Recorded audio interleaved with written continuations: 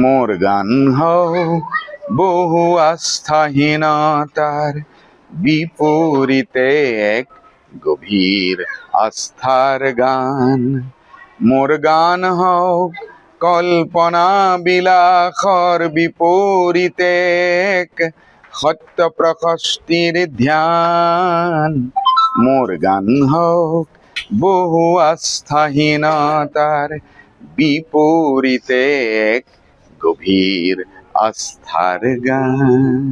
সাগৰ দেখিছা? দেখা নাই কেতিয়াও। উঠিছে মৰিছে য'ত বাসনাৰ লক্ষ ঢৌ, তোমাৰে স্মৃতি সীমা চুমি। শুনা নাই মোৰ সাগৰত তুমি? শুনা নাই ধুমুহাৰ উতলা সংগীত? আজি আচলতে আহি উপস্থিত হৈছোঁ কলিয়াবৰত। কলিয়াবৰত কেইবাটাও শাখাৰ উদ্যোগত আবৃত্তিৰ কৰ্মশালা অনুষ্ঠিত কৰিছে তেওঁলোকে। আৰু সেই কৰ্মশালাত আজি আহি মই প্ৰশিক্ষক ৰূপে ছাত্ৰ ছাত্ৰীসকলক প্ৰশিক্ষণ দিওঁ।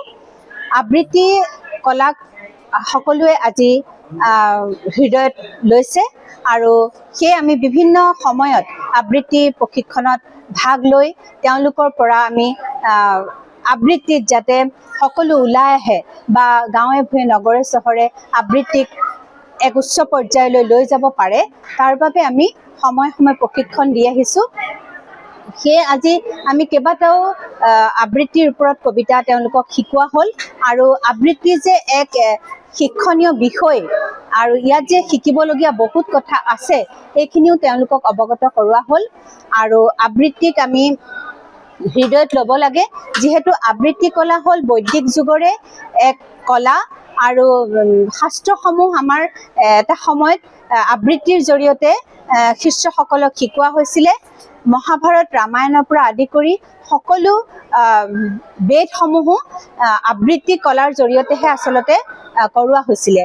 সেই অতীতক আমি স্মৰণ কৰি আজি আমি আবৃত্তিৰ জগতখনত বিভিন্ন সময়ত তেওঁলোকক এই আবৃত্তি কলা এক প্ৰতিষ্ঠিত কলাৰূপে প্ৰতিষ্ঠিত হওক, সেয়া আমি কামনা কৰি আবৃত্তিৰ জয় হওক আশা কৰিছোঁ। হয়, সুধাকণ্ঠ ভূপেন হাজৰিকাৰ জন্ম শতবৰ্ষৰ লগত সংগতি ৰাখি কলিয়াবৰৰ তিনিটি অনুষ্ঠান, সংযোগ কলিয়াবৰ, মাধৱ পুথিভঁৰাল, দুলাল মাধৱ পুথিভঁৰাল আৰু আবৃত্তি আৰু সংস্কৃতি পৰিষদ কলিয়াবৰে ইয়াত 15 তাৰিখৰ পৰা 19 তাৰিখলৈ আবৃত্তি, ভূপেন্দ্ৰ সংগীত আৰু পাৰ্বতী প্ৰসাদ বৰুৱাৰ গীত, এই তিনিটা বিভাগত কৰ্মশালা অনুষ্ঠিত কৰিছে। কালিৰ পৰা আৰম্ভ হৈছে। কালি ভূপেন্দ্ৰ সংগীতৰ এটা পৰ্যায় হৈ গৈছে, আবৃত্তিৰো হৈছে এটা ছেশ্যন। আজি ৰাতিপুৱাৰ পৰা আবৃত্তিৰ প্ৰশিক্ষণ হৈ আছে। নগাঁৱৰ পৰা আহিছে লক্ষীপ্ৰভা শইকীয়া।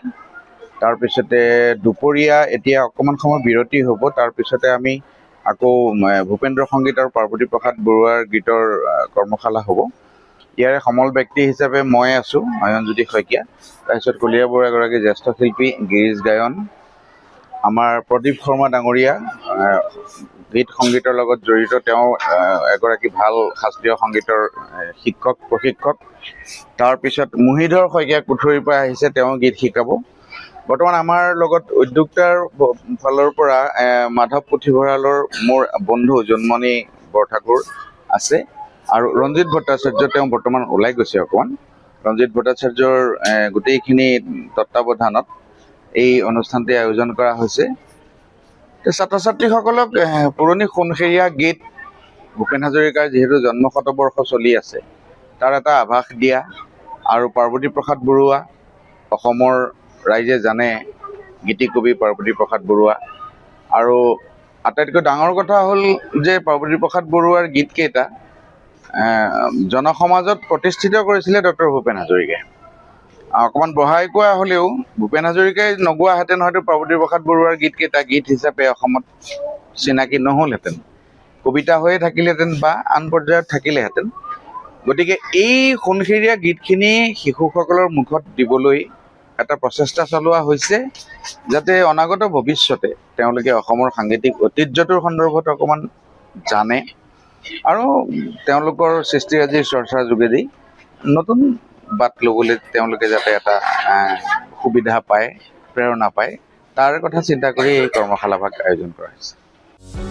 যিকোনো খবৰৰ বাবে যোগাযোগ কৰক আমাৰ এই নম্বৰত 9181 307 221।